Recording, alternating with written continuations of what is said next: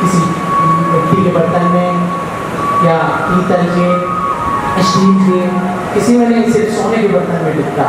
तो यही ठाकुर जी की है ये भागवत जी, उन जो विशुद्ध हृदय वाले हैं, जिनके निरंतर सत्संग चल रहा है, उनके में जा हृदय में जाकर दिखती है। औषधि वाले होते हैं ना, जो जानकार होते हैं, शेरनी के दूध क्योंकि औषधियों में काम आता है आयुर्वेदिक में, तो जो जानकार होते हैं वह कैसे ढूंढते हैं? फिर कहा गया है जब जंगलों में जाकर देखते हैं ना शेरनी, तो वात्सल्य के कारण वह अपने पुत्र और पुत्रियों को दूध पिलाती है।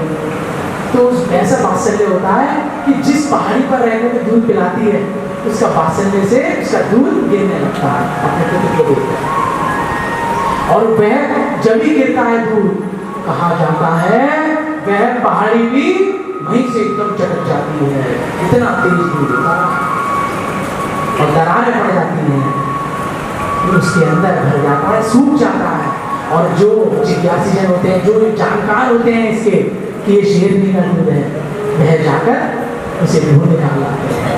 ऐसे ही ये भागवत जी है, जैसे शेरनी का दूध सोने के बर्तन में ठहरता है, ऐसे ही ये भागवत जी किसी अन्य बर्तन में नहीं, ये हृदय रूपी पात्र में ठहरती है। लेकिन विशुद्ध रूप वाले, जो विशुद्ध रूप कैसा? जैसे एक जो पुत्र होता है ना, एक दिन का, एक महीने का, 2 महीने का, 1 साल, 2 साल, कितना सुंदर होता है। छोटे छोटे उसे कुछ पता ही नहीं होता, कुछ भी खिला दो, कुछ भी लियाओ। यदि वह अग्नि में भी पकड़ने जाएगा, आपको मंदिर में दीपक जल रहा हो, तो होता क्या, बाजी इच्छा ऐसे भी पूरी नहीं होती कि आपने तो ठाकुर जी से कहा कि हे प्रभु, हमारा ध्यान रखिए, हमारी ये इच्छा पूरी कीजिए। तो हम कभी कभी देखते हैं कि हमारे पूजा में भी कोई कमी नहीं है, सब कुछ निरंतर बराबर चल रहा है, लेकिन ठाकुर जी हमारी सुन क्यों नहीं रहे, हमारे कार्य सिद्ध क्यों नहीं कर रहे? तो क्या कारण होता है?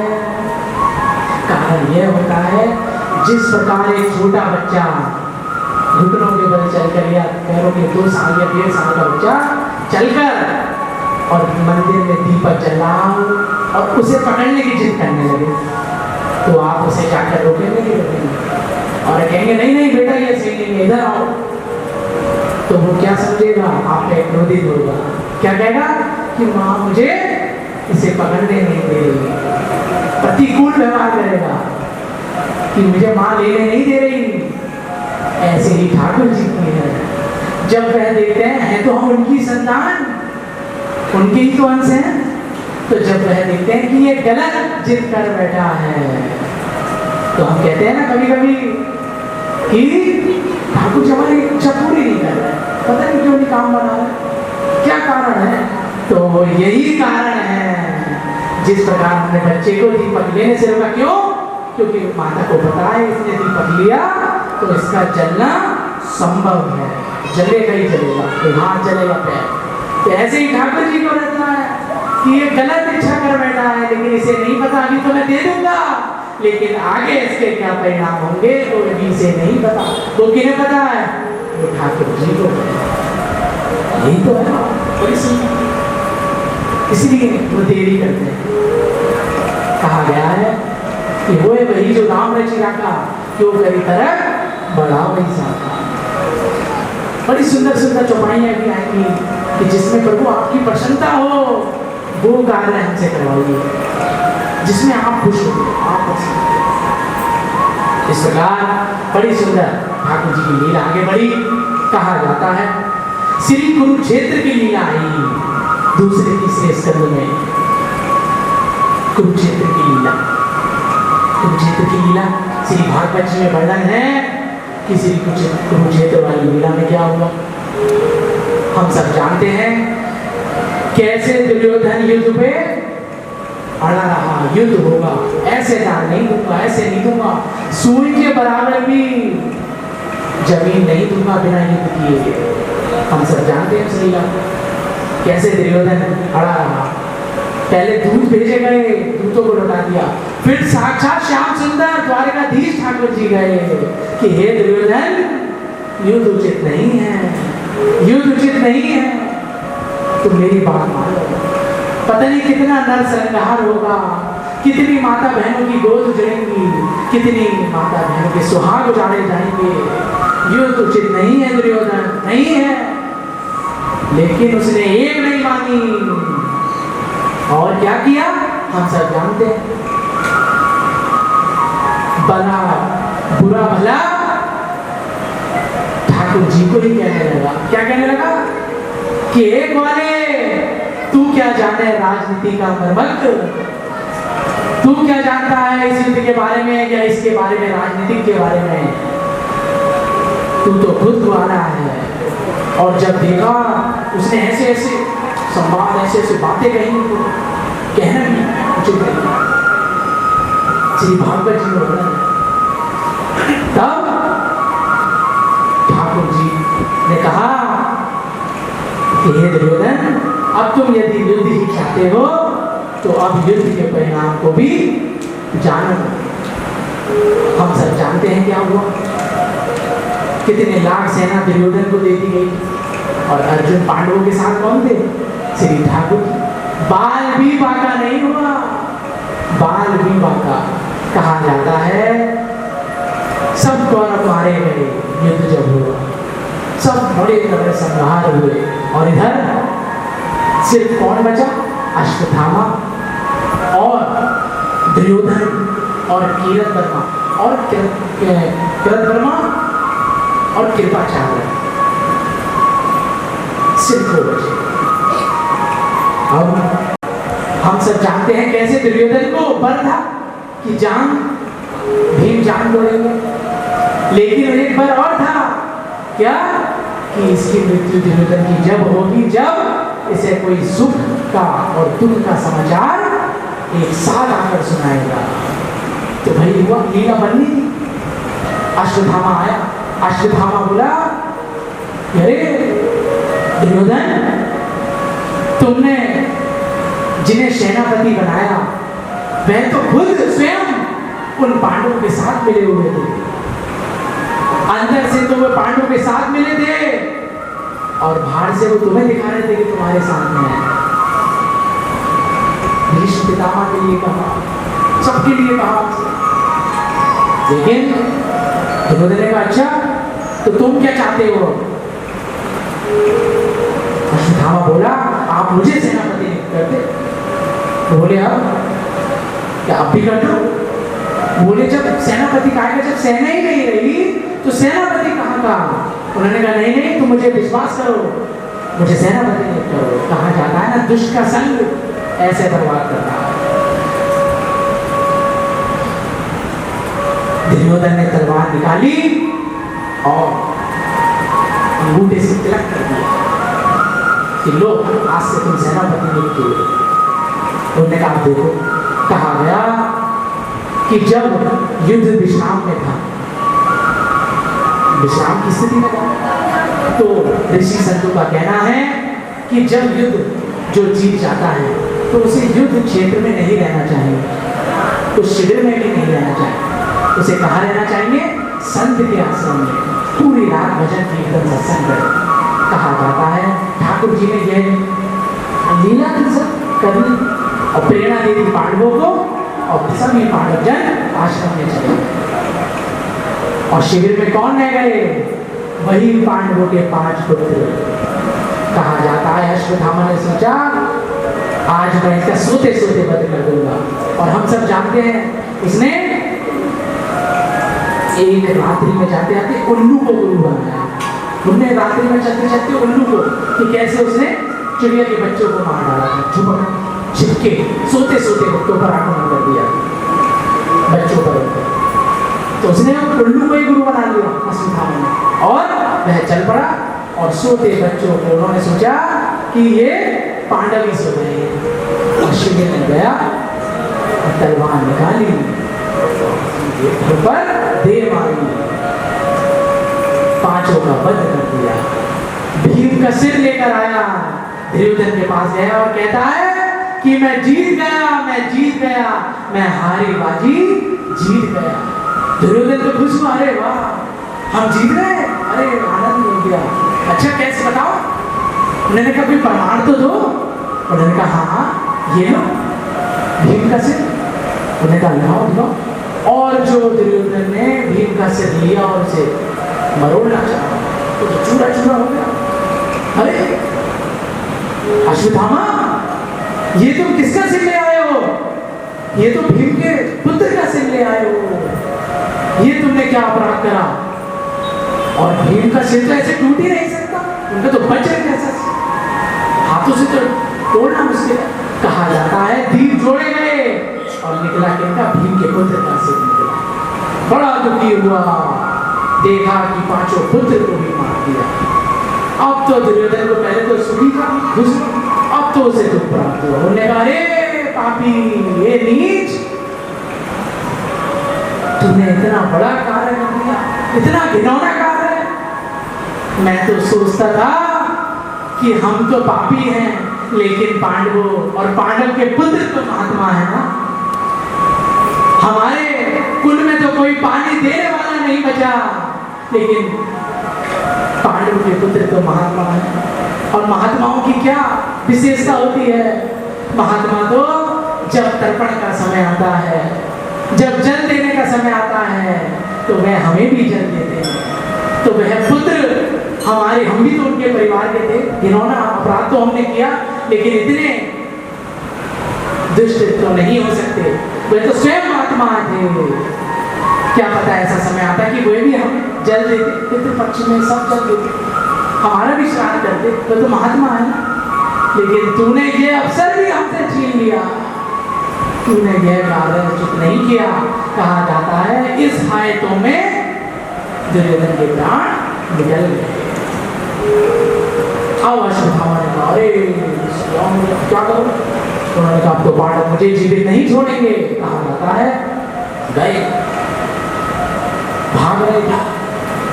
लेकिन जब यह समाचार अर्जुन सब पांडवों को, सबको पता लगा, द्रौपदी जी को पता लगा, अरे ये क्या कर डाला है? बड़े गुस्से में भीम अर्जुन सब गए और उनके, कहा जाता है तलवार से मणि निकाली। यहाँ पे अश्वत्थामा के मणि है, 8 चिरंजीवियों में उनका नाम आता है। व्यास जी, हनुमान जी, विभीषण जी, श्री ये अश्वत्थामा, बहुत सुंदर सुंदर आदि चिरंजीवी। और कहा जाता है उस समय मणि निकाली और रक्त और मवाद बहने लगा। और आज भी अश्वत्थामा उस कुरुक्षेत्र की भूमि में कभी कहीं, कभी किस स्थल पर आज भी दिखाई देते हैं। क्यों तड़प रहे हैं? कोई पानी देने वाला नहीं है। ऐसा घिनौना कार्य किया था। इस प्रकार पांडवों ने देखा कि माता ही देंगी, उन पुत्रों की माता द्रौपदी के चरणों में उसे दुष्ट को डाल दिया। लेकिन द्रौपदी माता देखिए, उस समय विवेक की बुद्धि का प्रयोग, यही तो होता जीवन में, विवेक का यही तो लाभ है। उन्होंने क्या किया कि नहीं, उन्होंने कहा गुरु पुत्र को मारना नहीं चाहिए। वो द्रोणाचार्य जी के पुत्र थे, और गुरु पुत्र को या किसी ब्राह्मण को मारना नहीं चाहिए। तो क्या करना चाहिए? देश निकाला दे देना चाहिए। देश निकाला दे दिया गया, मारा नहीं। और लेकिन वह पापी तब भी नहीं सुधरा। उसने सोचा क्यों ना मैं, उत्तरा जी के गर्भ में थे परीक्षित जी, और अंश उनका, पांडवों का अंश थे अंतिम। उन्होंने कहा क्यों ना मैं ऐसा ब्रह्मास्त्र चलाऊं जो उत्तरा के गर्भ को नष्ट कर दे। उस पापी की देवी को हम ऐसा करने के बाद भी नहीं सुना। ब्रह्मास्त्र चलाया गया। अर्जुन भी देख रहे। कहा जाता है उत्तरा को गर्भ में अग्नि प्रकट होने लगी। उन्होंने कहा क्या करूं, कैसा क्या हो रहा है, कौन बचाएगा? कहा जाता है उस समय उन्होंने किसी को नहीं पुकारा, वहां सब थे। उनके जेठ भी थे, बड़े बड़े थे, सब उनसे बड़े बड़े भी थे उनके परिवार के, लेकिन उन्होंने उनकी सहायता नहीं मांगी। उन्हें पता था तो सिर्फ एक सहायता करेगा, कौन? वही मेरे ठाकुर जी, वही कन्हैया को पुकारा। कन्हैया आए। कहा जाता है कुरुक्षेत्र में 4 कारणों से श्री ठाकुर जी रहे। एक तो उत्तरा के घर की रक्षा, एक कुंती बुआ की स्तुति, कुंती बुआ की स्तुति, और युधिष्ठिर जी को गीता का ज्ञान दिया। कहा जाता है युधिष्ठिर जी को युद्ध के बाद मोह हो गया, और अर्जुन जी को कब हुआ था? युद्ध से पहले। और युधिष्ठिर जी को बाद, क्यों? पहले सोचते थे कि मेरी वजह से हुआ, इतना न सह रहा, क्या करूं क्या करूं, उन्हें मोह हो गया, आसक्ति हो, क्या करूं? तो ठाकुर जी उनके लिए रुके, और ये रुके किनके लिए? भीष्म पितामह जी के लिए।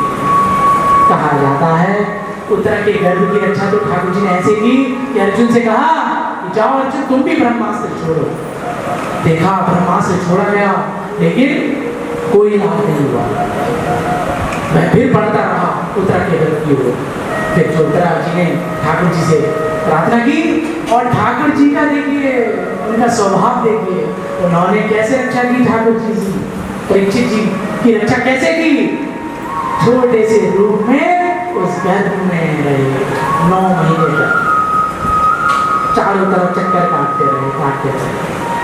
ठाकुर जी ने उनकी रक्षा की। इस प्रकार स्तुति कर रही थी। ये कुंती बुआ भी परिणाम था कि कुंती बुआ को भी लगा कि मुझे भी प्रभु दर्शन देने आए। कहा जाता है कि जब कुंती बुआ ने स्तुति की ना, तो ठाकुर जी तुरंत दौड़े चले आए। आइए, बड़ी सुंदर रसिक जन, बड़ी सुंदर स्तुति करते हैं। हम भी बड़े सुंदर भाव से, बड़े सुंदर भाव से हम भी इस स्तुति को करें। हम भी ये ना सोचें कि हम भी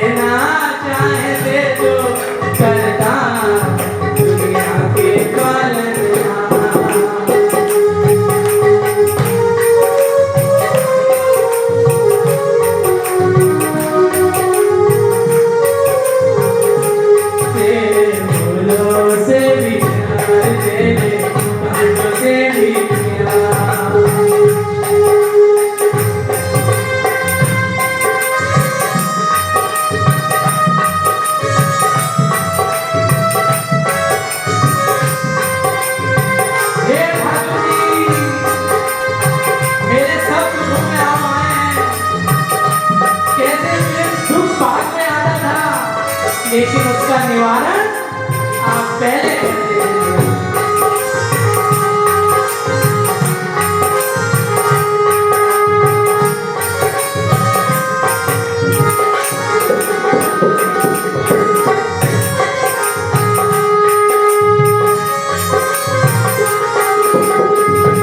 तेरे फूलों से भी प्यार, तेरे कांटों से भी प्यार।